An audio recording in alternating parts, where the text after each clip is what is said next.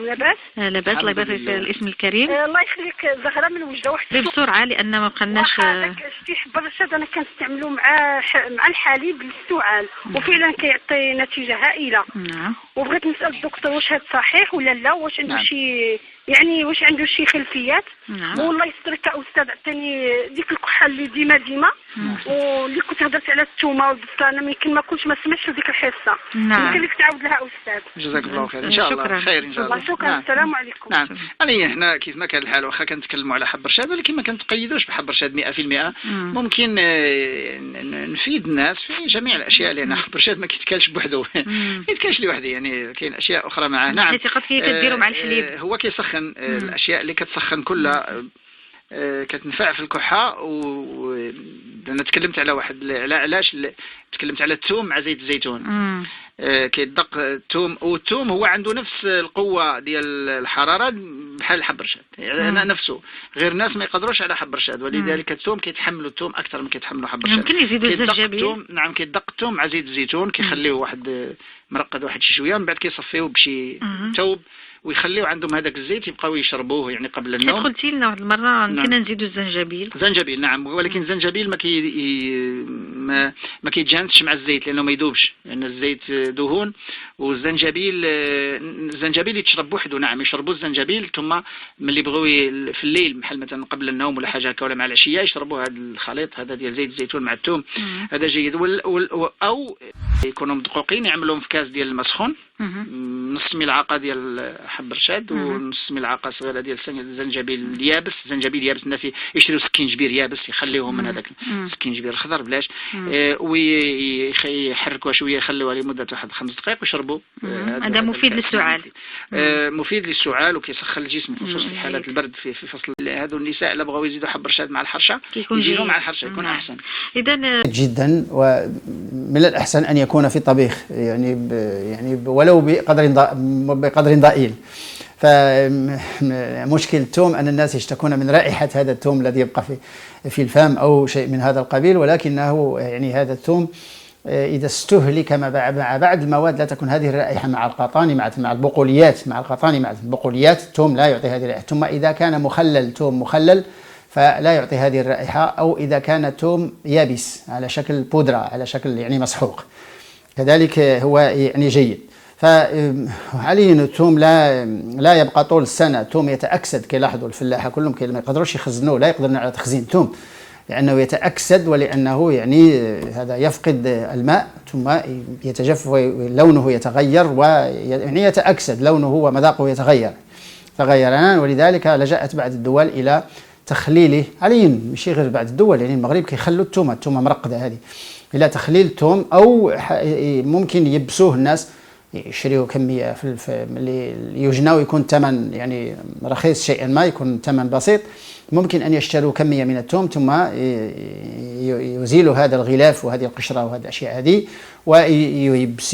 ويبسونه في الشمس فقط، يعني تيبيس هذا، ثم يطحنونه ويكون على شكل طحين. ممكن ان يخزن.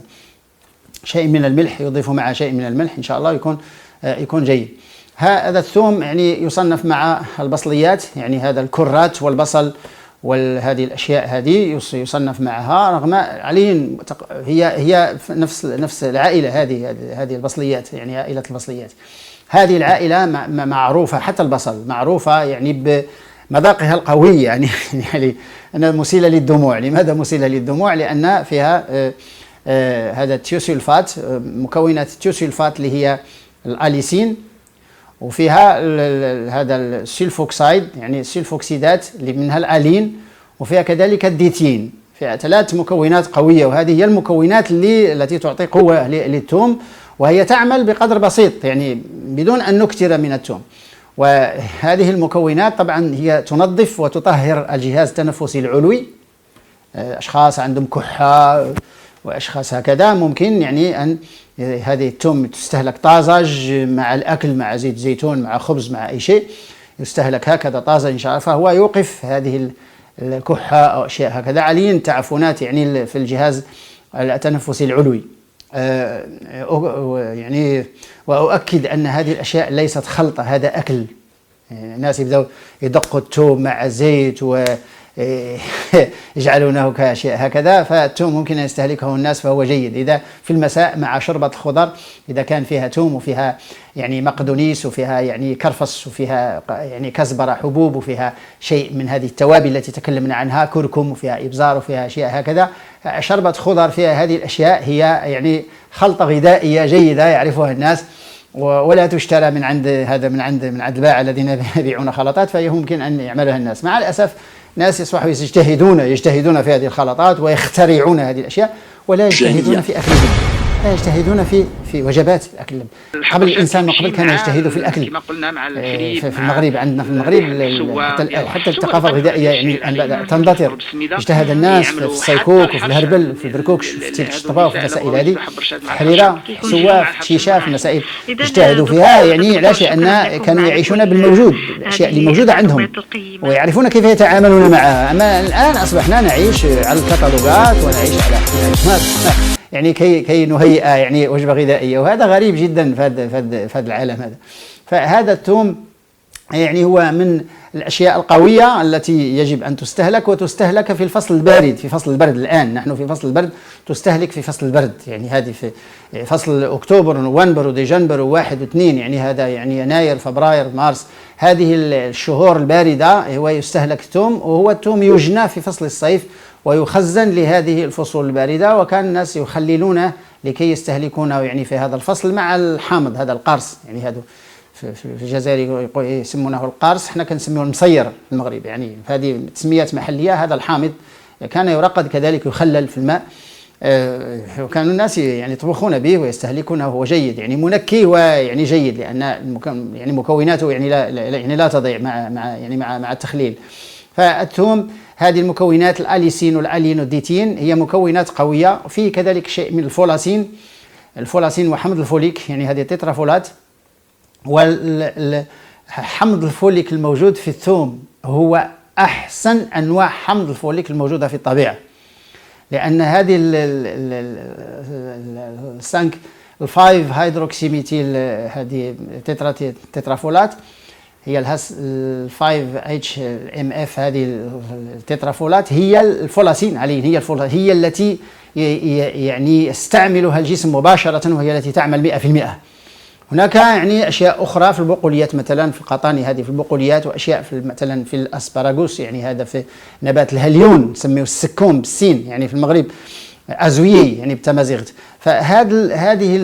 هذا غني بالحمض الفوليك، أزويي غني بالحمض الفوليك يعني في كمية كبيرة. هذا الأسبراغوس ليزاسبرج بالفرنسية، أو نبات الهليون باللغة العربية.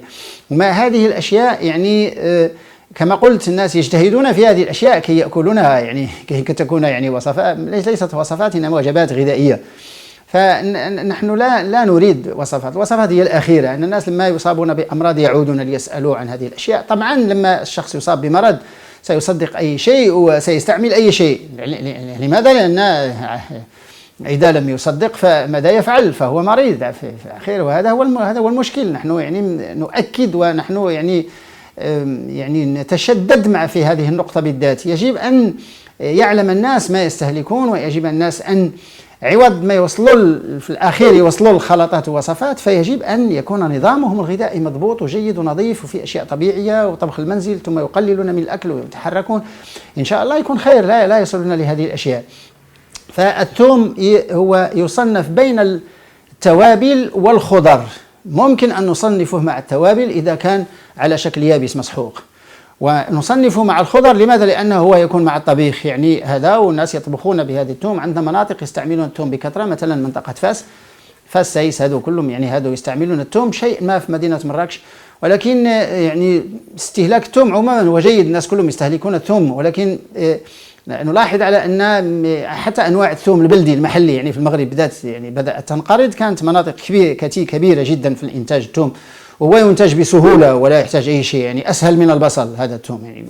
لكن الفلاحة مع الأسف شديد يعني الآن يعني واحد الوقت يعني مزروعات ما بقاوش كيزرعوها، مثل الزؤان، مثل الثوم هذا البلدي، مثل أشياء هذه ما بقاوش كيزرعوها الفلاحة، مثل الكزبرة، هذه القزبر ما بقاوش الفلاحة كيزرعوه كثير مع الأسف. والآن السوق الآن يطلب هذه المنتوجات، فيجب المنتجين الآن أن يعودوا يعني لهذه المنتوجات إن شاء الله. هذا الثوم لا يستهلك كالبصل لما يكون طازج، إنما يستهلك لما يجنى، يعني حتى يوصل طور نضج هذا الثوم. وكاين نوعين في المغرب، النوع الأبيض والنوع الأحمر، هما يعني نفس الشيء. نحن نتكلم عن الثوم البري البلدي المغربي المحلي، لا نتكلم عن الثوم الكبير الحجم المستورد لكي لا نغلط الناس ولا نضلل الناس. هذه المنتوجات المحلية طبعا هي التي نتكلم عنها لأنها منتوجات جيدة، وطبعا هذه منتوجاتنا يجب أن نتكلم عنها لأننا نعيش عليها ولأنه مجتمعنا. إن شاء الله نكتفي بهذا القدر. السلام عليكم ورحمة الله وبركاته.